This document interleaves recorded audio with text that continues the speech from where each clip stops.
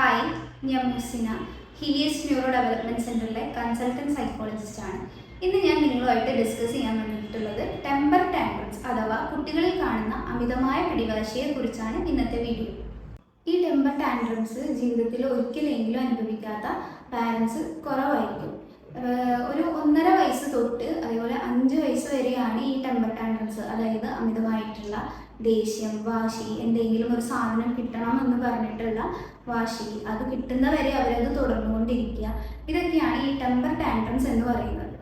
ഇത് ഓരോ കുട്ടികളിലും വ്യത്യസ്തപ്പെട്ടിരിക്കും. അതായത് ചില കുട്ടികളാണെങ്കിൽ വാശി കാണിക്കും, അമിതമായ ദേഷ്യം കാണിക്കുക, അതുപോലെ തന്നെ മറ്റുള്ളവരെ ഉപദ്രവിക്കുക, സാധനങ്ങൾ നശിപ്പിക്കുക, ഒരു പബ്ലിക് പ്ലേസിൽ പോയാൽ ഉച്ചത്തിൽ ബഹളം ഉണ്ടാക്കുക, അവിടെ കിടന്നിപ്പോൾ ഷോപ്പിംഗ് മോളിൽ പോയാൽ എന്തെങ്കിലും സാധനം കിട്ടണം, ഇപ്പോൾ ബിസ്ക്കറ്റ് കിട്ടണം അല്ലെങ്കിൽ ചോക്ലേറ്റ്സ് കിട്ടണം എന്ന് പറഞ്ഞിട്ട് അമിതമായിട്ടുള്ള വാശി കാണിക്കുക, അവിടെ കിടന്ന് ഉരുണ്ട് ആൾക്കാരെ ബഹളം വയ്ക്കുക. ഇതൊക്കെയാണ് ഈ ഒരു ടെമ്പർ ടാൻട്രം എന്ന് പറയുന്നതിൻ്റെ സിംറ്റംസ് ആയിട്ട് കുട്ടികൾ കാണിക്കുന്നത്. ഈ ടെമ്പർ ടാൻട്രംസ് ഒരു പരിധി വരെ പ്രായത്തിൻ്റെതായിട്ടുള്ള ഒരു സ്വഭാവ സവിശേഷതയാണ്. ഇതൊരു അബ്നോർമാലിറ്റി അല്ല. എന്നാൽ ഇത് അബ്നോർമാലിറ്റി ആവുന്നത് എങ്ങനെയാണ് പാരൻസ് ഈ ഒരു ടെമ്പർ ടാൻട്രത്തെ ഡീൽ ചെയ്യുന്നത്, ഇഫക്റ്റീവായിട്ട് ഡീൽ ചെയ്യുന്നത്, അതുപോലെ ഇരിക്കും കുട്ടികളുടെ ഭാവിയിലുള്ള അവരുടെ സ്വഭാവം. ടെമ്പർ ടാൻട്രത്തിന് 4 കാരണങ്ങളാണ് പറയുന്നത്. അതിലൊന്നാമത്തതാണ് അറ്റൻഷൻ സീക്കിങ്. ഇപ്പോൾ കുട്ടികൾക്ക് നമ്മൾ കെയറും അറ്റൻഷനും കൊടുക്കണം. എന്നാൽ ഇത് എപ്പോൾ കൊടുക്കണം എന്നുള്ളത് പ്രധാനപ്പെട്ട ഒരു കാര്യമാണ്. ഇപ്പോൾ കുട്ടി ഒരു ബിഹേവിയർ ഇഷ്യൂസ് കാണിക്കുകയാണ്, മറ്റുള്ളവരുടെ ശ്രദ്ധ പിടിച്ചു പറ്റാൻ വേണ്ടി കുറച്ച് ബിഹേവിയർ ഇഷ്യൂസ് കാണിക്കും.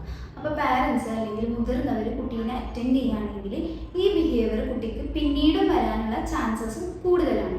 രണ്ടാമത്തെ കാര്യം എന്ന് പറയുന്നത് എസ്കേപ്പിസമാണ്. അതായത് ഒരു ടാസ്കിൽ നിന്ന് അവർക്ക് പുറത്ത് വരാൻ വേണ്ടി ഒരു ബിഹേവിയർ ഇഷ്യൂസ് കാണിക്കും. ഇപ്പോൾ ഒരു എക്സാമ്പിൾ പറയുകയാണെങ്കിൽ കുട്ടിക്ക് ഹോംവർക്ക് ചെയ്യാൻ ഇഷ്ടമാണ്. അപ്പോൾ ഹോംവർക്ക് ചെയ്യുന്ന സമയത്ത് കുട്ടി എന്ത് ചെയ്യും? ഇങ്ങനെയുള്ള വാശി അല്ലെങ്കിൽ നേരത്തെ പറഞ്ഞിട്ടുള്ള ടെമ്പർ ടാൻട്രത്തിൻ്റെ ഏതെങ്കിലും സിംറ്റംസ് കാണിക്കും.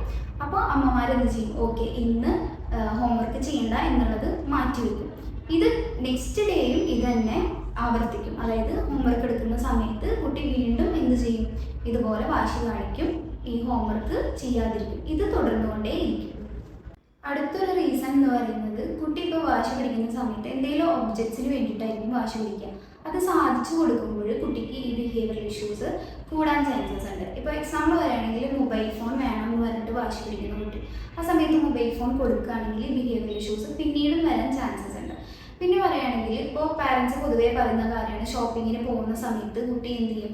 ബിസ്ക്കറ്റ് വേണം അല്ലെങ്കിൽ മറ്റുള്ള എന്തെങ്കിലും സാധനങ്ങൾ വേണം എന്ന് പറഞ്ഞിട്ട് വാശി പിടിക്കും. അപ്പോൾ മറ്റുള്ളവർ കാണുമെന്നുള്ള ഒരു റീസൺ കാരണം പാരൻസ് എന്ത് ചെയ്യും? ഈ ഒരു സാധനം വാങ്ങിച്ചു കൊടുക്കും.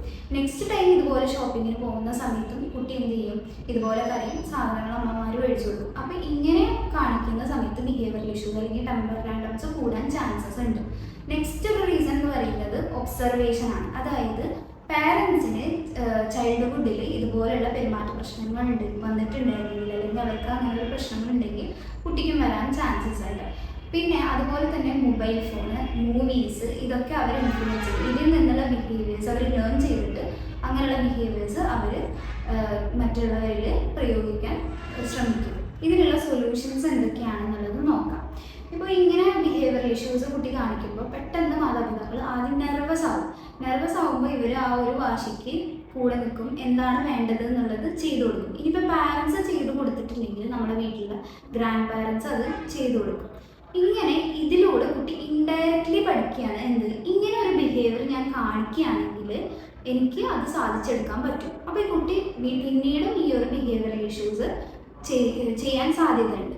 അതുകൊണ്ട് ഈ ഒരു പാരൻസ് ചെയ്യുന്ന കാര്യം ഒരു തെറ്റായിട്ടുള്ള കാര്യമാണ്. അതുകൊണ്ട് തന്നെ കുട്ടിയെ ഒരു സ്റ്റേജ് ഡെവലപ്മെൻറ്റ് പീരീഡ് ടൈം തന്നെ കുട്ടീനെ കൺസിസ്റ്റൻ്റായി നോ എന്നുള്ള കാര്യം പറഞ്ഞ് പഠിപ്പിക്കണം. അതായത് മാതാപിതാക്കൾക്ക് ചെയ്തു കൊടുക്കാൻ പറ്റാത്തൊരു കാര്യമാണെങ്കിൽ അത് നോ തന്നെ എന്ന് പറഞ്ഞിട്ട് കുട്ടിയെ പഠിപ്പിക്കേണ്ടതാണ്.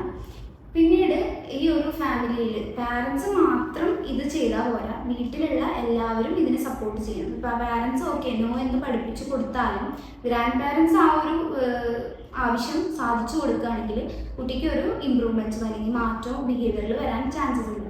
അതുകൊണ്ട് തന്നെ ഗ്രാൻഡ് പാരൻസും വീട്ടിലുള്ള മറ്റു മെമ്പേഴ്സും ഇതുപോലെ തന്നെ കുട്ടിയോട് പെരുമാറേണ്ടതാണ്. ഇങ്ങനെ കുട്ടി ടാൻട്രംസ് കാണിക്കുന്ന സമയത്ത് പാരൻസിന് ഹാൻഡിൽ ചെയ്യാൻ പറ്റുന്നില്ലെങ്കിൽ തീർച്ചയായും ഒരു ബിഹേവിയർ തെറപ്പിസ്റ്റിന്റെ സേവനം കുട്ടിക്ക് ലഭ്യമാക്കേണ്ടതാണ്. ഇതിനായി ഞങ്ങളുടെ നടത്തറയിലെ ഹീലിയസ് ന്യൂറോ ഡെവലപ്മെന്റ് സെന്ററുമായി ബന്ധപ്പെടേണ്ടതാണ്. Thank U.